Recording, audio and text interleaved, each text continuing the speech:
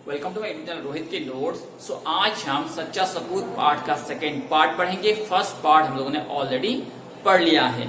First part में हम लोगों ने क्या पढ़ा है हम थोड़ा सा समझ लेते हैं, थोड़ा रिवीजन कर लेते हैं कि 4 स्त्रियां गांव के कुएं में पानी भरने जाती हैं और चारों में से 3 स्त्रियां अपने बेटों के विषयता के बारे में बताती हैं, लेकिन जो चौथी औरत थी अनीता कहती है कि उसका बेटा क्या है, एक सीधा साधा इंसान है, उसमें कोई विशेष गुण नहीं है। उनकी ये बातें एक वृद्धा सुन रही थी और जब वे पानी भरकर घर लौट रहे थे तो वो वृद्धा भी उनके पीछे पीछे चल रही थी। सेकेंड पार्ट है पेज नंबर 35 में। देखो, थोड़ी ही देर में निशा का बेटा ज्ञानदेव जोर जोर से श्लोक बोलता हुआ पास से गुजर गया। जब चारों औरतें पानी भरकर अपने घर जा रहे थे तो निशा का जो बेटा था ज्ञानदेव, वो जोर जोर से श्लोक बोलता हुआ चला गया। निशा ने गर्व से अपनी साथ वाले स्त्रियों की ओर देखा। वे थोड़ा और आगे बढ़ी। जब ज्ञानदेव श्लोक बोलता हुआ आगे बढ़ रहा था तो निशा ने गर्व से अपने साथियों की तरफ देखा, अपनी सहेलियों की तरफ देखा मेरा बेटा ज्ञानदेव है, कितना श्लोक जानता है, बिना देखे बोल रहा है, बोलकर बहुत ही गर्व के साथ अपने सहेली की ओर देखा। फिर से वो थोड़ा आगे बढ़े। कोई बड़े सुरीले कंठ से गाता हुआ आ रहा था। थोड़ी दूर जाने के बाद कोई बहुत ही मीठे स्वर में गाना गाता हुआ आ रहा था। वो मीता का बेटा सोहन था। और वो कौन था? सोहन था। वो भी पास से गुजर गया। मां अपने बेटे की सुरीली तान सुनकर खुश हुई, है कि नहीं? जैसे ही उसने गाना गाया तो मां बहुत ही खुश हुई, है कि नहीं? मीता बहुत ही खुश हुई। मीता ने कहा कि देखो मेरा बेटा कितनी अच्छी तरह से गा रहा है, बोलकर अपनी छाती फुलाई और अपने दोस्तों की तरफ देखा। थोड़ी ही दूर चलने पर उन्होंने देखा कि एक नवयुवक सामने से अकड़ता हुआ आ रहा था। उसकी चाल में हाथी जैसी मस्ती थी। उसका सीना तना हुआ था। वो रीता का बलवान बेटा बलदेव था। बलदेव भी मस्ती में चलता हुआ उन सबके पास से गुजर गया, है कि नहीं? थोड़ी दूर जाने के बाद एक हट्टा गट्टा इंसान, है कि नहीं, एकदम बॉडी वाला इंसान आया और वहां से क्रॉस होकर चला गया। है कि नहीं? वो कौन था? रीता का बेटा बलदेव था। रीता भी इस बार बहुत ही खुश हुई, है कि नहीं? देखो मेरा बेटा कितना ताकतवर है, कितना बलवान है। इसके बाद क्या हुआ?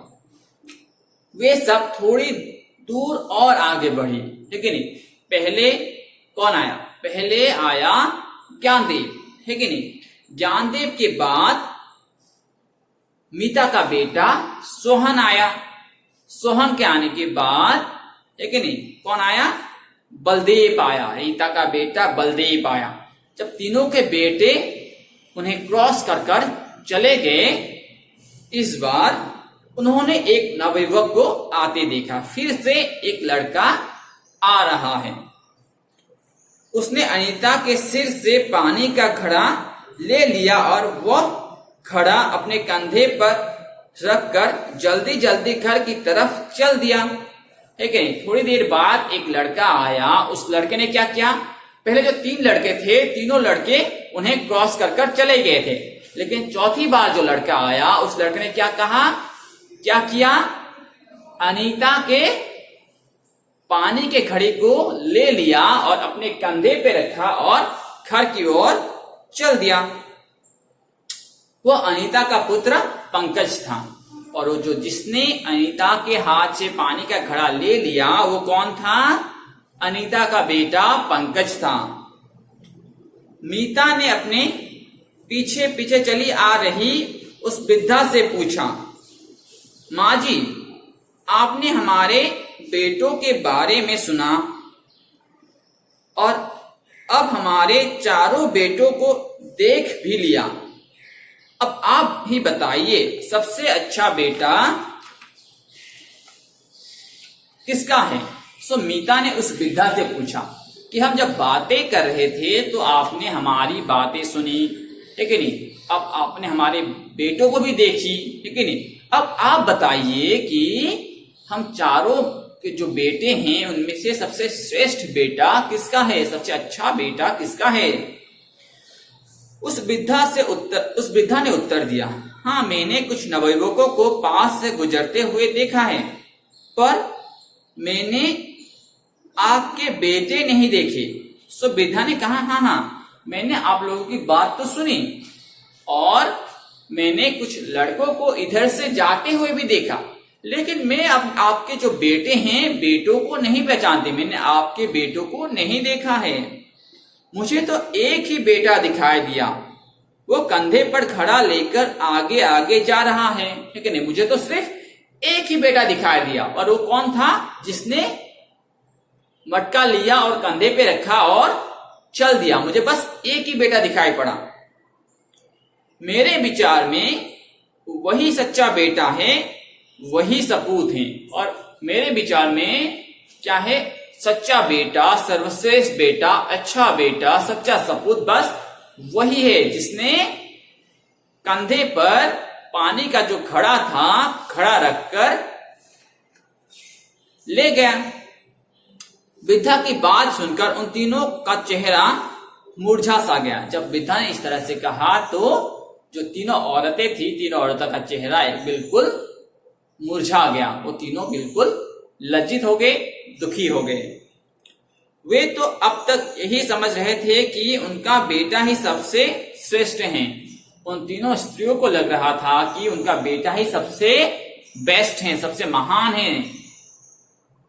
वृद्धा की बात से उनको पता चला कि जो पुत्र अपने माता पिता की सेवा करता है वही सर्वश्रेष्ठ है, वही सच्चा सपूत है।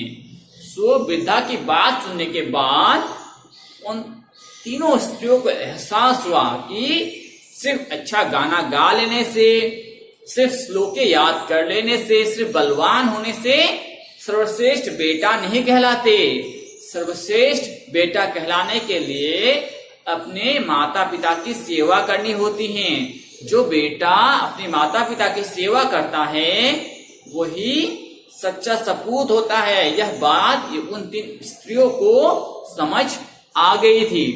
सो आज के लिए इतना ही। इसका क्वेश्चन आंसर हम नेक्स्ट डिस्कस करेंगे। धन्यवाद।